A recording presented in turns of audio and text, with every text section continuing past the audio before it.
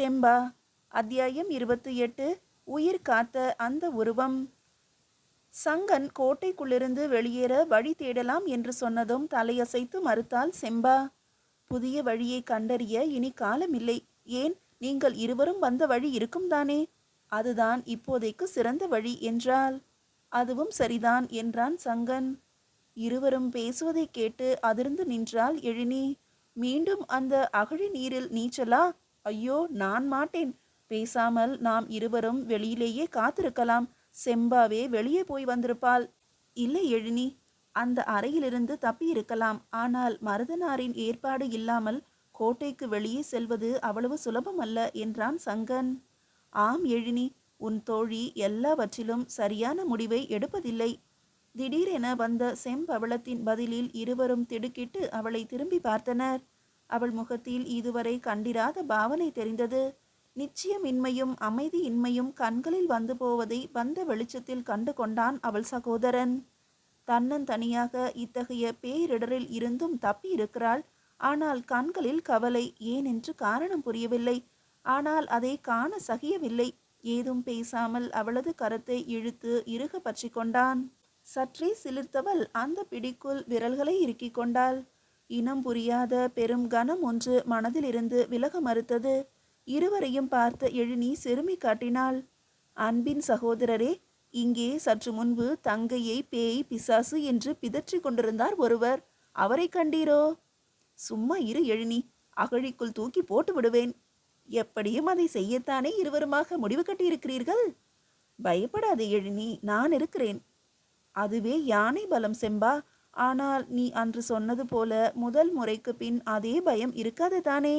இருந்தாலும் பழகி கொள்ள வேண்டியதுதான். எப்படியாக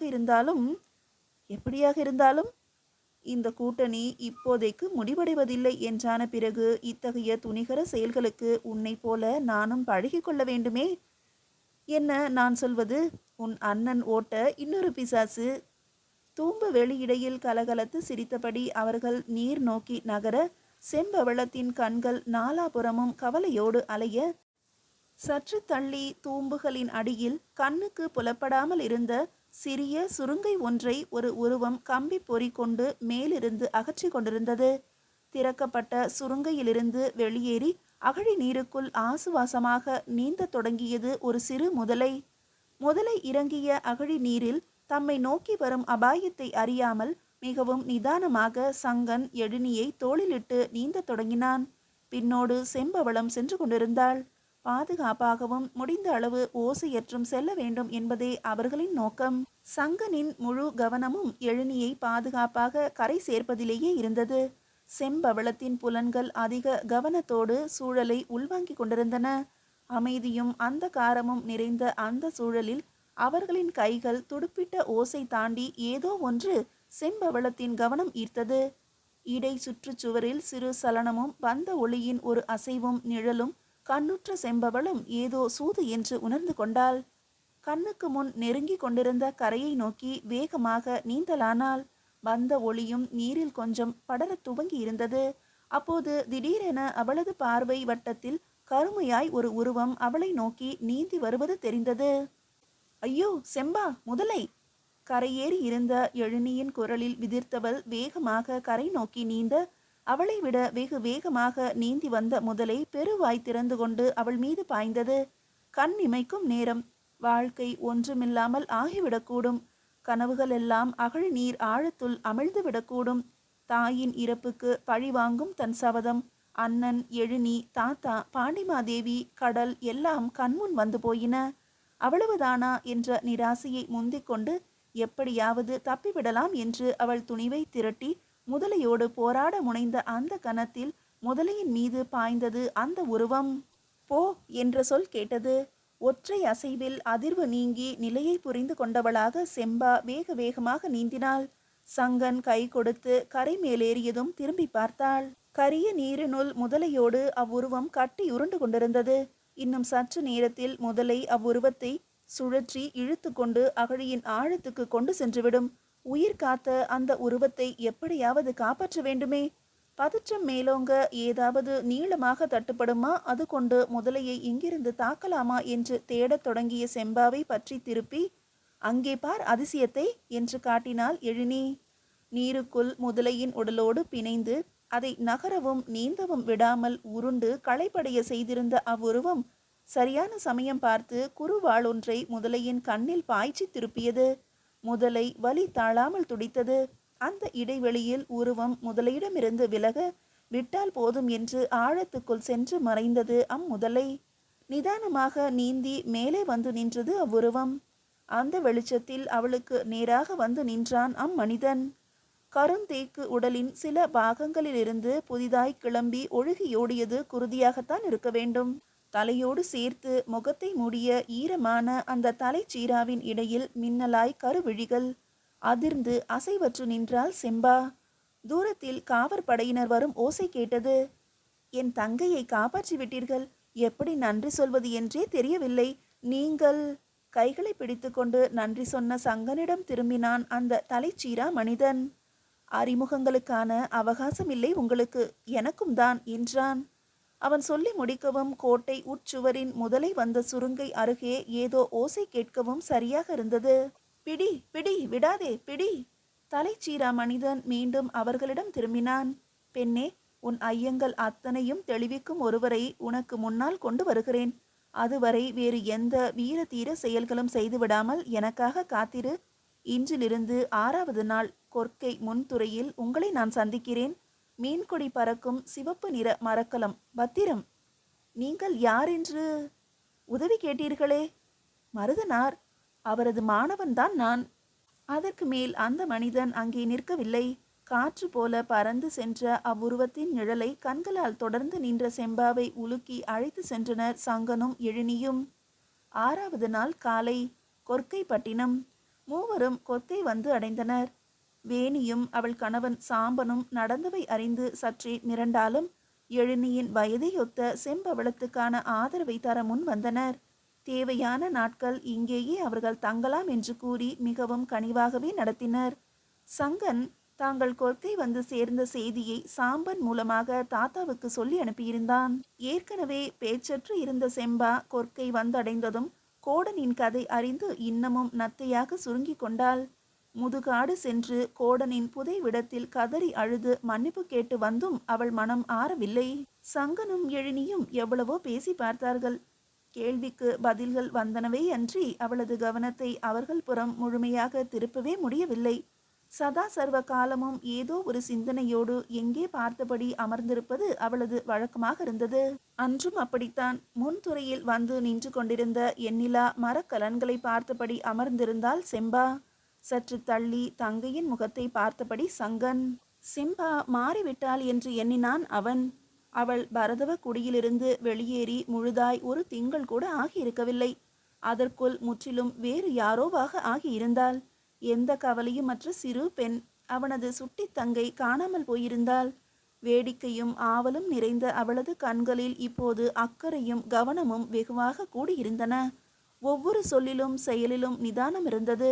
அதன் பின்னோடு வலியும் வேதனையும் அச்சமும் உறுதியின்மையும் என அவளை காணவே சங்கனுக்கு வலியாக வலித்தது.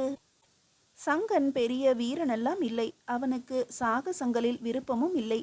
இதற்கு மேல் விபரீதங்களை தாங்கும், குறிப்பாக செம்பாவுக்கு வரும் ஆபத்துக்களை பார்த்து கொண்டிருப்பது அவனால் ஆகாது என்று தோன்றியது. அந்த தலைப்பாகை மனிதர் யாரை அழைத்து வருகிறாரோ அவரது பதில்களே செம்பவளத்தை சமாதானப்படுத்த போதுமானதாக இருக்க வேண்டும். அவளை எப்படியாவது பாதுகாப்பான இடத்தில் அவளுக்கு உரிய இடத்தில் விட்டுவிட்டால் அத்தோடு இந்த சாகசங்களுக்கு ஒரு முடிவும் வந்துவிடும். அது விரைவில் நடக்க வேண்டும் தெய்வமே என்று உள்ளுக்குள் வேண்டிக் கொண்டான். என்ன செம்பா, இன்னும் உன் முகவாட்டம் தீர்ந்த பாடில்லையே? அவ்வளவு பாடுபட்டும் மன்னரோடு பேசி தெளிய முடியாமல் போனது என்று கவலைப்படுகிறாயா?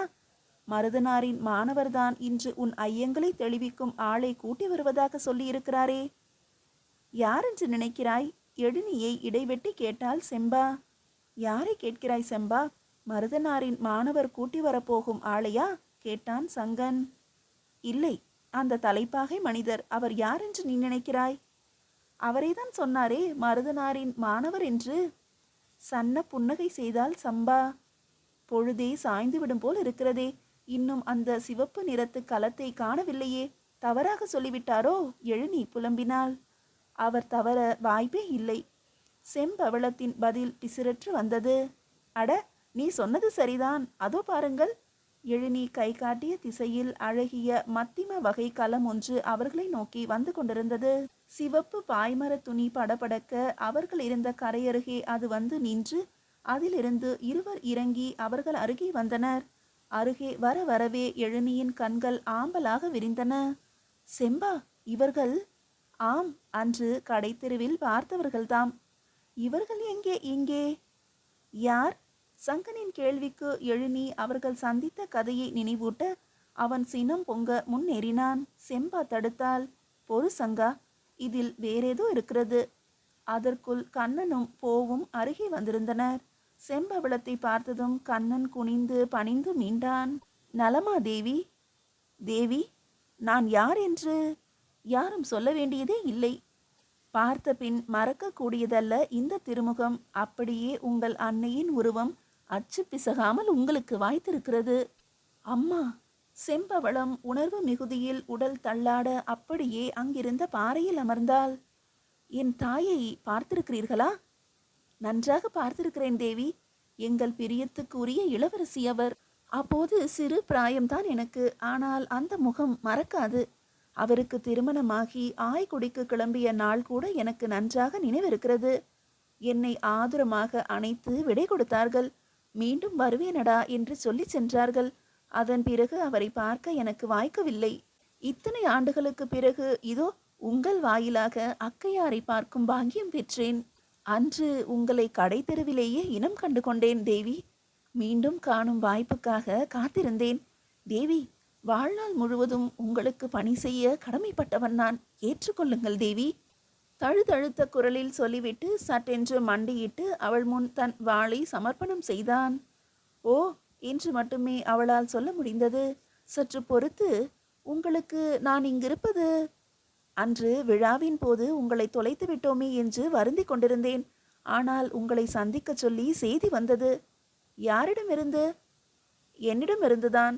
அவள் எதிர்பார்த்திருந்த குரலும் குரலுக்கு உரியவரோடு அருகே நடந்து வந்த உருவமும் கண்டதும் அதுவரை பனிமூடிய நிலவு திரை விலகியது போல பளிச்சிட்டது செம்பவளத்தின் முகம். நீதியை அடுத்த அத்தியாயத்தில் காணலாம். அத்தியாயம் 29. கடல் கடந்த கனவு. முகம் ஒளிர தேவி என்று அழைத்தபடி ஓடி சென்று நெருங்கி வந்து கொண்டிருந்த உருவத்தை கட்டி அணைத்து கொண்டாள் செம்பவளம். அதற்காகவே காத்திருந்த பாண்டிமா தேவியும் கைகளை விரித்து வாரி அணைத்து கொண்டாள். ஆம், வந்து நின்றவர்கள் பட்டத்தரசி பாண்டிமா தேவியும் பசும்பூன் பாண்டியன் நெடுஞ்செழியனும் தான். பாண்டிமா தேவியா? வியப்பும் திகைப்புமாக சமைந்து நின்ற சங்கனும் எழினியும் நிலை உணர்ந்து மடங்கி அமர்ந்து மண்டியிட்டனர். குனிந்த பார்வையில் சிற்சில கால்களே கண்ணுக்கு அகப்பட்டன. மன்னரும் அரசியும் 10-20 அணுக்க வீரர்கள் மட்டும் தொடர எளிமையாக வந்திருப்பது புலப்பட்டது. எழுந்திருங்கள். தெளிந்த புன்னகையோடு தன் முன்னே நிற்பது பாண்டிய மன்னர் நெடுஞ்செழியன் தானா என்ற குழப்பம் இன்னும் சங்கனுக்கு தீர்ந்த பாடில்லை. இது எப்படி சாத்தியம்? இந்த தங்கை பிசாசை சிறை செய்த மன்னரே இப்போது அவளை நாடி வந்திருக்கிறாரா? ஒருவேளை அன்று இரவு அந்த தலைப்பாகை மனிதன் உண்மை விளக்க ஒருவரை அழைத்து வருவதாக சொன்னாரே, அது இவரைத்தானா? செம்பவளத்தின் ஐயங்களை தெளிவிக்க மன்னரே வந்துவிட்டாரா? ஓ, மருதனாருக்கு உள்ள செல்வாக்கு உண்மைதான் போலும். என்ன சங்கா, மனதுக்குள் மருதனாருக்கு கோட்டையே கட்டி கொண்டிருக்கிறாய் போலிருக்கிறதே என்றபடி சிரித்தார் மன்னர். வந்து கண்கள் யாரையோ தேட அதற்கும் அவரே பதிலளித்தார். தலைப்பாகை மனிதனையா தேடுகிறாய் இன்னும்? அவரின் விஷம புன்னகையில் சற்று குழம்பினான் சங்கன். அவர் கண்கள் மின்னின. சட்டென்று புகை விலகியது. அன்று வந்தது தாங்கள் தானா? ஆம், நானே தான். வியப்பு சங்கனுக்குத்தான் எனக்கில்லை என்னும்படியாக செம்பவளம் புன்னகை பூத்திருந்தாள். அவளது கண்கள் இன்னும் பாண்டிமா தேவியிடமிருந்து விலகி இருக்கவில்லை. கூடடைந்த தாய் பறவையிடம் ஒட்டி நிற்கும் குஞ்சு போல பாண்டிமா தேவியிடமிருந்து விலகாமல் நின்றாள். நெடுஞ்செழியனையும் பாண்டிமா தேவியையும் ஒருங்கே பார்த்த எழினிக்கோ ஒன்றும் புரியவில்லை. ஆனால் செம்பவளத்தின் முகத்தை பார்க்கையில் அச்சம் கொள்ள தேவையில்லை என்பது மட்டும் புரிந்தது. அவளது பார்வையை படித்து திரும்பி பெண்கள் இருவரையும் பார்த்த நெடுஞ்செழியனின் புன்னகையும் விரிந்தது. பார்த்தாயா தேவி, இவளுக்கு ஆரம்பம் முதலே உதவி செய்தது எல்லாம் நான்.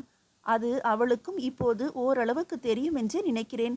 ஆனாலும் பார், பார்வை மட்டும் எப்போதும் உன்னைத்தான் தேடுகிறது. ம்ஹும். பெண்களுக்கு எப்போதும் அன்னை மேல்தான் அன்பு. தந்தை தேவைக்குத்தான் போலும். தந்தையா? விழுக்கென்று நிமிர்ந்து அமர்ந்தால் செம்பா. தந்தை என்றா சொன்னார்?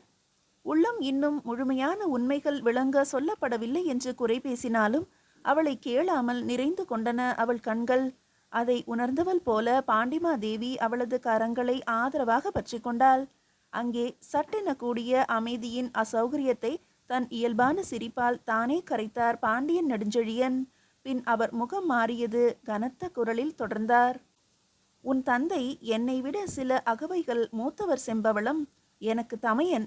அப்படித்தான் நான் எண்ணியிருந்தேன். பழக்கத்தில் தமையன் என்று நான் எண்ணியவர் திடீரென சமரில் என் எதிரில் வந்து நின்றார். அன்று கண்ட வலி அப்படியே அவர் கண்களில் பிரதிபலித்தது. வலியோடு தொடர்ந்தார். அது அவரது பிழை அல்ல. அன்றைக்கு சேரமானோடு சேர்ந்ததால் நேர்த்த சூழ்நிலை அது. அதை நானும் அறிவேன். அவர் மீது அன்பும் மரியாதையும் எப்போதும் எனக்கு உண்டு என்ற போதிலும் உறவென்று எண்ணி ஏமாந்தோமே என்ற வருத்தம் மேலோங்கியது. அதனால்தான் அவர் அகாலமாய் கடலுள் வீழ்ந்து இறந்தபோது என்னை ஏமாற்றியதற்கு சரியான தண்டனை என்று நினைத்து கொண்டேன். இளவயது பார். செம்பா விழி விரிக்கவும் அவர் தலையசைத்து வருத்த புன்னகை ஒன்றை பரிமாறினார். ஆம் மகளே, உன் தாய் தந்தையின் இறப்புக்கு காரணம் நான் அல்ல. நெடுங்காலத்துக்கு பிறகுதான் உன்னை பற்றிய செய்தியே ஒரு ஒற்றன் மூலமாக எனக்கு தெரிய வந்தது. அப்போதுதான் உன் பெற்றோரின் இறப்பும் அதன் பின்னணியில் இருந்த மர்மமும் கூட தெரிந்தது. ஆனால் ஆனால் என் தாயார் இறந்தது, அது ஒரு கொடியவனின் சதியால். உன் சிற்றப்பன் இளவேலனின் சதி அது. சிற்றப்பன் என்றால் செம்பவளத்தின் தந்தை அவருக்கு சொந்த அண்ணன் அல்லவா? ஏன்? சங்கனின் திகைப்பு இன்னும் விலகி இருக்கவில்லை. எல்லாம் பதவி மோகம். அரியணையை எனக்குத்தா அண்ணா என்று அவன் கேட்டிருந்தாலே கொடுத்திருப்பார் அதியன். ஆனால் பறித்து புசிக்கும் புத்தி இளவேலனுக்கு. கடலாட அண்ணனை அனுப்பிய கையோடு களத்தை பிரட்டவும் சதி செய்திருக்கிறான் படுபாவி. ஆனால் மன்னர் தயங்கினார். முகத்தில் எப்போதும் குலையாத மிடுக்கு மெல்ல குறைவது போல் இருந்தது. அவர்கள் நின்றிருந்த பகுதியை சுற்றி சற்று தொலைவில் சூழ்ந்து நின்ற காவல் படையினர் உடல் மொழி உணர்ந்து வேகமாக அவருக்கு இருக்கை கொண்டு வந்து போட்டனர். அவர்கள் அனைவருக்கும் ஆசனங்கள் இடப்பட்டன. நெடுஞ்செழியனுக்கு அப்போது அது மிகவும் தேவைப்பட்டது போலும். இருக்கையில் அமர்ந்தவர் சிறிது நேரம் ஏதும் பேசவில்லை. பிறகு மீண்டும் தொடர்ந்தார். உன் தாயார் இறந்ததற்கு ஒரு வகையில் நானும் ஒரு காரணம்தான். செம்பா தட்டி விழிக்கவில்லை. அவர் சொன்ன அத்தனையையும் கல்லென இறுகி போயிருந்த முகத்தோடு கேட்டுக்கொண்டிருந்தாள். ஆம், அச்சமயம் சமர் என்னை வெறியனாக்கியிருந்தது. போர் போர் என்று குருதி தினவெடுத்து அலைந்து கொண்டிருந்த காலம் அது. அந்த வெறி என்னிடமிருந்து என் வீரர்களுக்கும் பரவி இருந்தது. கண்ணுக்கு அகப்படும் எதிரிகளின் உடல்களை துண்டாக்குவதில் ஒரு பெரும் திருப்தி இருந்தது. அப்படி தினவெடுத்து அவர்கள் செய்ய துணிந்த ஒரு கொடுஞ்செயலைத்தான் தன் சூழ் வயிற்றையும் பொருட்படுத்தாது எதிர்த்து நின்றாள் உன் தாய். வெறி கொண்ட என் வீரர்களால் கரம் இழந்த நிலையிலும் அந்த பெண்ணை காப்பாற்றியும் இருக்கிறாள். ஆனால் பாண்டிய வீரர்களின் வெறி வெற்றி களிப்பினால் கிளர்த்தப்பட்ட கல் வெறி. அது அவள் கண்ணுக்கு அகப்படாமல் காணாமல் போனதுமே திசை மாறிவிட்டது. ஆனால் இதுவே காரணமாக தெரிந்த அந்த துரோகியின் வெறி அப்படியானது அல்ல. அவனது சூழ்ச்சியில் அதியன் இறந்தாலும் உன் தாய் கடலிலிருந்து தப்பி கரை மேவி விட்டாள். இச்சம்பவத்துக்கு காரணம் உன் சிற்றப்பன்தான் என்பதையும் அவள் அறிந்து கொண்டு விட்டாள். இதுவே அவனை உறங்க விடாமல் செய்திருக்க வேண்டும். அதனால் தானே பின்னோடு கொடித்தீவுக்கு வந்து சரியான சமயம் பார்த்து தொடர்ந்திருக்கிறான். பாண்டிய வீரர்களிடமிருந்து தப்பிய உன் தாயாரை கொலையும் செய்திருக்கிறான். சொந்த தமையன் மனைவி தாய் போன்றவள். வெறும் பதவிக்காக அவளை தன் கையாலே கொல்ல துணிந்த மா பாதகன் அந்த இளவேளன். ஆய்குல தோன்றலுக்கே இழுக்கு. அவனிடமிருந்து தப்பித்துதான் கோடனிடம் உன்னை கொடுத்திருக்கிறாள் உன் அன்னை. உன் தாயாரின் இறப்பு என் கவனக்குறைவால் நேர்ந்து போன பிழை மட்டும் அல்ல, என் மூர்க்கத்தால் தொடங்கிய சிக்கலும் கூட. அதை உணர்ந்த அந்த கணம் கண்களை மூடிக்கொண்டார் மன்னர். நீதி வழுவலை தாங்காத தென்புல காவலனின் உடல் சிறு நடுக்கத்துக்கு உள்ளானது. பின்பு மெல்ல கண்கள் திறந்தார். அந்த கணம் முதலே நீ எனது பொறுப்பாகிவிட்டாய் மகளே. அப்போதிருந்தே உன் வளர்ச்சியை நாங்கள் கவனித்து கொண்டுதான் இருக்கிறோம். பாண்டியனின் பன்மை பேச்சில் சட்டென்று செம்பவளம் பாண்டிமாதேவியை நோக்க அவளும் சிரித்தாள். முதன்முறை பார்த்தபோதே அந்த பழகிய பாவனை ஏன் இருந்தது என்று இப்போது செம்பவளத்துக்கு புரிந்தது. இதெல்லாம் உங்களுக்கு கொஞ்சம் கொஞ்சமாக யாம் திரட்டிய செய்தி. நீ உயிரோடு இருப்பது எமக்கு தெரிந்தது போல அந்த கயவனுக்கும் எப்படியோ தெரிந்துவிட்டது. நீ உன் தாயை அப்படியே உரித்து வைத்தார் போல இருப்பதே அவனுக்கு பெரும் பயத்தை தந்திருக்க வேண்டும். கூடவே எப்போதும் எனது பாதுகாப்பு உனக்கு இருப்பதும். வியந்து நிமிர்ந்தாள் செம்பா. ஆம் மகளே, அவன் உன் உயிருக்கு பல முறை தீங்கு விளைவிக்க பார்த்தான். உன்னை எப்போதும் தொடர்ந்த என் வீரர்கள் உனக்கு பெரிதாக ஏதும் நேர்ந்திடாமல் காத்து வந்தார்கள். உனக்கு நான் அளித்த காவல் உன் மீதான அவனது கோபத்தையும் என் மீது பயத்தையும் மேலும் அதிகரித்திருக்க வேண்டும். இந்நிலையில்தான் நீ எல்லோரையும் ஏய்த்துவிட்டு கொற்கைக்கு கிளம்பினாய். கதை போல மன்னர் சொல்ல சொல்ல பல கேள்விகளுக்கான பதில்கள் அவிழ்ந்து கொண்டே இருந்தன சங்கனுக்கு. நீ உண்மையை அறிந்து கிளம்பிவிட்டாய் என்றதுமே என்னை நாடி வருவாய் என்று அறிந்தே இருந்தேன். உன்னை மட்டுமல்ல, உன்னை சுற்றி இருப்பவர்களுக்கும் ஆபத்து இருக்கும் என்று அறிந்து அவர்களுக்கும் பாதுகாப்பு செய்திருந்தேன். இருந்தும் ஒரு பிழை நேர்ந்துவிட்டது. இதுநாள் வரை வாய் திறக்காத கோடன் இப்போது எல்லா உண்மைகளையும் சொல்லிவிட்டான் என்று அவனையும் பழி தீர்த்து விட்டார்கள் அவனது ஆட்கள். அவர்களின் இலக்கு நீ என்று உணர்ந்து உன்னை சூழும் அபாயத்திலிருந்து காக்கவே உன்னை கவர்வது போல மதுரைக்கு அனுப்பி வைத்தேன். அதன் பிறகுதான் மருதனாருக்கே முழு உண்மையையும் எடுத்துச் சொன்னேன். எப்படியும் இம்முறை இளவேலனை சிறை செய்ய சரியான சமயம் வரும் என்று காத்திருந்தோம். எதிர்பார்த்தது போலவே அவனது ஆட்கள் அரண்மனைக்குள் புகுந்தனர். திட்டத்தை எளிமையாக்கவே உன்னை அந்த தனி அறையில் அடைத்தேன். நான் நினைத்தது போலவே அவர்கள் உன்னை வெளியேற்ற முயன்றார்கள். நீயும் என் எதிர்பார்ப்பை பொய்யாக்காமல் தப்பித்து வெளியே வந்தாய். காத்திருந்து அகழிக்குள் முதலையை திறந்துவிட்டது அவர்கள்தான். அங்கேயே கையும் களவுமாக பிடிபட்டு விட்டார்கள். அவர்களின் வாக்குமூலம் வழியாக ஆய்குடியில் பத்திரமாக ஒளிந்திருக்கும் இளவேலனையும் பிடித்தாயிற்று. ராஜ துரோக குற்றம், கொலை குற்றம் என்று அவன் செய்த எல்லா குற்றங்களுக்குமாக அவனை சிறைக்குள்ளும் அடைத்தாயிற்று. பெருமூச்சோடு நெடிய உரையை முடித்தவர் போல எழுந்து செம்பவளத்தின் அருகே வந்தார். கனிந்த புன்னகையோடு முன்னே நிற்பவர் தான் அறியாத பாதுகாப்பை எந்த பிரதிபலனும் இன்றி தனக்கு தந்தவர். தந்தை என்று தன்னை தானே சொல்லி கொண்டவர். இவரை கொல்லத்தானா கிளம்பினோம்? செம்பவளத்தின் உள்ள குமுறல் அறியாதவராக தலையில் ஆதுரமாக தடவி கொடுத்தார். எவ்வளவு முயன்றும் கட்டுப்படாத கண்ணீர் துளிகள் சில வெளியேறி தெரித்தன. உன் தாயை காப்பாற்ற முடியாதவன் நான். உன் தந்தைக்கு சொந்தமான நிலத்தையாவது உனக்கு மீட்டுத்தர நினைத்தேன் மகளே. இனி ஆய்குடி உன் சொத்து.